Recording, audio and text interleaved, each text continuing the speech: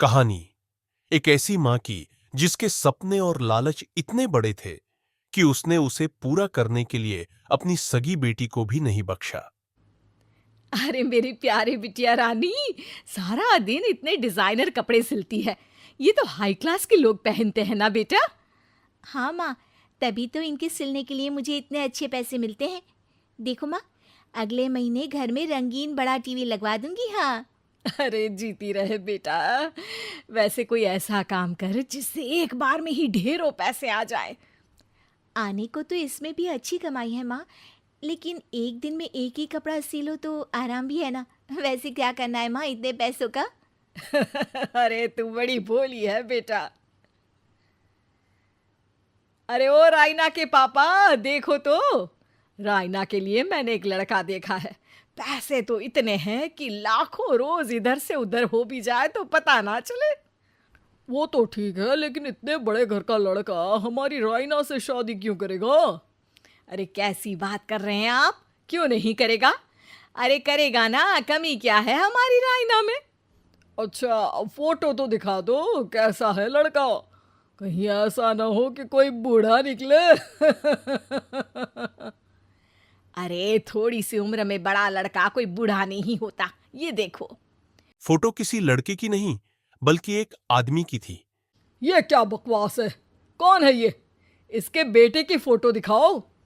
जी ये वो लड़का ही है। अरे साधना, तुम सगी माँ हो या सौतेली? अरे पैसा रहेगा तो राज करेगी ना। मेरे जीते जी मैं अपनी बेटी की शादी इतने बूढ़े आदमी से बिल्कुल नहीं करूंगा। जब मैं अपनी बेटी के लिए लड़का पसंद नहीं कर सकती तो मेरा इस घर में रहने का अधिकार ही नहीं है। जैसे ही वो जाने लगती है कि तभी रायना वहां आ जाती है। माँ, आप जहाँ बोलेंगी मैं वहाँ शादी कर लूंगी। आप कहीं मत जाइए। और फिर रायना की शादी अपने से 11 साल बड़े राधाराम से हो जाती है। शादी के बाद एक दिन अरे माँ, कैसे आना हुआ आपका? अरे बेटी, घर में आने के लिए कुछ सोचना होता है क्या? ये लो, पूरे 2 दर्जन केले हैं बेटा। शुक्रिया माँ। वैसे और बताइए। बेटा, तेरे पापा की तबीयत खराब हो गई है और तू तो जानती है कि उनकी कमाई कितनी है। अगर तुझसे कुछ पैसों का इंतजाम हो जाए तो। माँ, मेरे पास पैसे कहाँ से आएंगे? अरे वाह बेटी, तू तो गिरगिट की तरह रंग बदल रही है। अरे तुझे पढ़ाया लिखाया, तेरी शादी में पैसा लगाया, अब तेरे मायके वालों को जरूरत है तो तू ऐसे जवाब देगी? अरे अरे माँ, ऐसे मत बोल। मेरी मुंह दिखाए में जो पैसे मिले थे ना, वो मैं तुझे दे देती हूँ। लेकिन अगली बार से आपको जब पैसों की ज़रूरत हो तो आप कुछ दिनों पहले ही बता देना। अरे ठीक है ठीक है, तो अभी से सुन ले, अगले महीने भी पैसों का इंतजाम करके रखना, मैं आकर ले जाऊंगी। तभी वहां रायना की सास आ जाती है। अरे अरे समधन जी, कैसे आना हुआ? अरे कुछ खाया पिया आपने? अब जी वो केले लाई हूँ पूरे 2 दर्जन। अब बेटी के ससुराल आना था तो खाली हाथ थोड़ी ना आती मैं। कोई बात नहीं बहन जी, आराम से बेटी से बात करिए, मैं और भी कुछ खाने को भिजवाती हूँ। सास के जाने के बाद साधना भी पैसे लेकर घर आ जाती है। अब दिन बीतते हैं। साधना हर महीने रायना के घर आती और पैसे लेकर चली जाती। लेकिन एक दिन अचानक रायना की सास का फोन साधना पर आता है। बहन जी, जैसे भी हो आप जल्दी से हमारे घर आ जाइए ना। हमारी बहू रायना को क्या हो गया है? न बोल रही है न हिल रही है। हैं? अरे मार तो नहीं डाला मेरी मासूम बेटी को?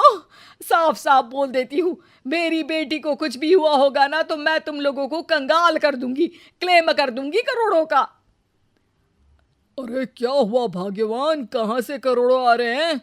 अरे मार डाला हमारी बिटिया को उन लोगों ने। हैं?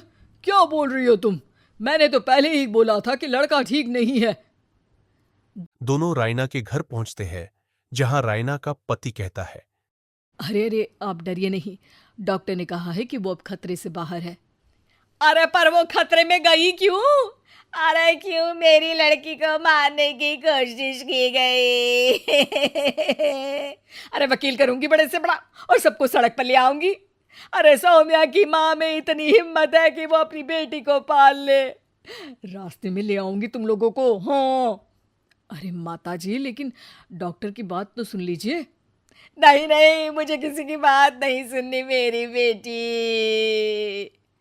अरे सुन तो लो भाग्यवान कि क्या बोलना चाह रहा है तुम्हारा दामाद।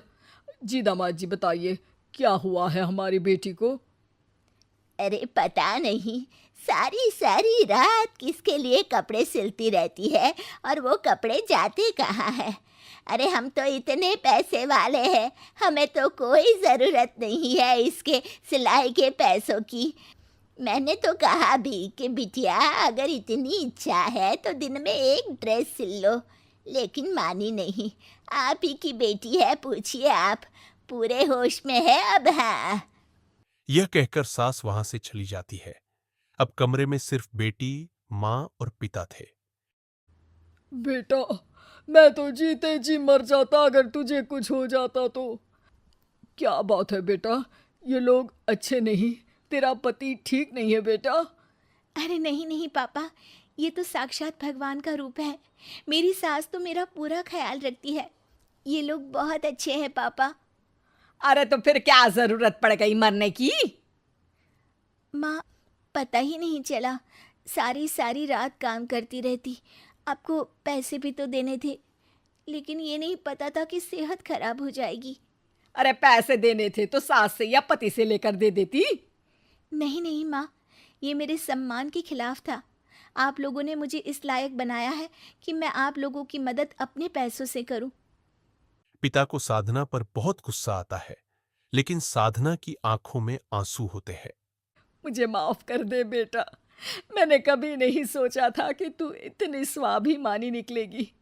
बेटा, मैंने अपने लालच में तेरा जीवन बर्बाद कर दिया। मुझे माफ कर दे बेटा।